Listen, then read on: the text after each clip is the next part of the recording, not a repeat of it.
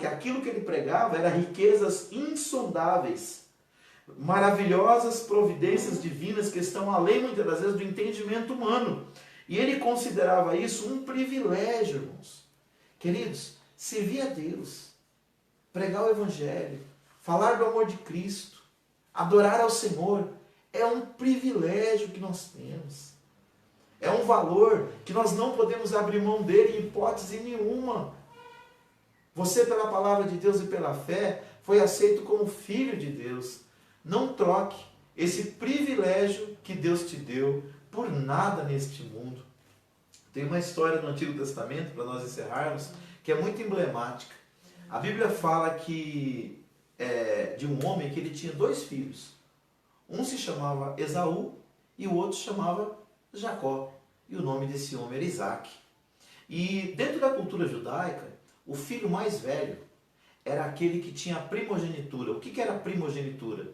Era o direito de comandar a família quando o pai morresse. Ele tinha essa herança. Para você ter uma ideia, quando era distribuída a herança entre os filhos, o filho primogênito recebia porção dobrada com relação aos outros. Então ele tinha um privilégio de liderar a família quando o pai falecesse, de administrar todos os bens. E a Bíblia fala de desses 2 rapazes, Esaú e Jacó, e eles eram gêmeos. Só que no nascimento, que era Esaú. E diz a palavra de Deus que a partir do momento que Esaú nasceu primeiro, ele se tornou o quê? Ele se tornou aquele primogênito. Ele tinha direito à primogenitura. Mas diz a palavra de Deus que um dia ele chegou em casa com muita fome. E o seu irmão Jacó estava cozinhando lá um negócio. Estava fazendo lá uma comida. E quando ele entrou, ele estava com fome e ele pediu um pouco daquela comida. Sabe o que o irmão dele falou? Eu te dou essa comida, se você me der abrir mão do direito de primogenitura. E diz a palavra de Deus que naquela hora, sabe o que ele diz? Olha a expressão dele. Do que me vale essa primogenitura? Estou morrendo de fome. E eles fizeram uma troca, eles fizeram uma barganha. Ele abriu mão do seu direito de liderar a família, de ser o herdeiro principal do seu pai. Ele seria o herdeiro espiritual, o herdeiro na administração da família. Ele abriu mão por causa de um prato de comida. Uma coisa que ele poderia ter o tempo que ele quisesse. E isso trouxe para ele um grande malefício. Muitas das vezes nós, queridos, nós abrimos mão do nosso relacionamento com Deus por coisas tão simples, por coisas tão efêmeras, por coisas tão passageiras. Ontem eu ouvi uma live do pastor Napoleão Falcão conversando com o pastor Gilmar Santos. 2 homens de Deus que durante muito tempo, no início da minha caminhada, me influenciaram a pregar o Evangelho. E sabe o que eles estavam falando? Como pessoas que, um tem 72 anos de idade, o outro tem mais de 60 anos de idade, já prega o Evangelho há mais de 40 anos, 2. Sabe o que eles estavam falando? Nos últimos anos, a igreja perdeu muito da sua identidade, perdeu muito da sua capacidade de influência. Sabe por quê? Porque ela se esqueceu das doutrinas fundamentais da Bíblia. E uma delas é a doutrina que um dia Jesus Cristo voltará.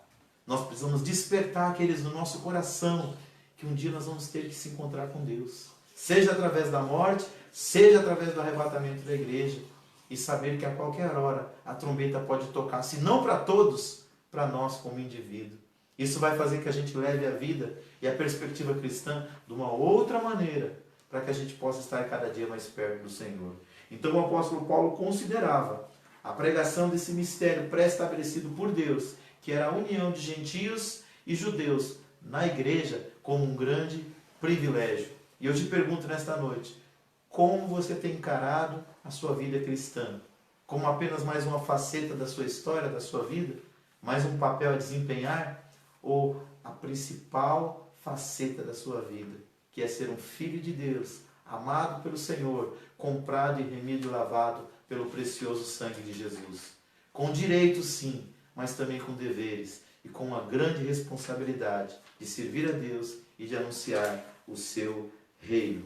Eu termino aqui lendo a conclusão que diz assim: o mistério da igreja esteve oculto nas gerações passadas. No tempo estipulado, Deus revelou o seu eterno propósito aos apóstolos e aos profetas. Judeus e gentios estavam inseridos nesse mistério idealizado por Deus. Tal mistério agora revelado deve ser anunciado pela própria igreja, conforme os desígnios divinamente pré-estabelecidos desde a eternidade. Aqui é colocado o seguinte: Deus revelou isso no seu tempo, de acordo com o seu eterno propósito. Entenda uma coisa, Deus tem um tempo certo para todas as coisas. E nós devemos confiar e crer nisso. E não nos desesperarmos.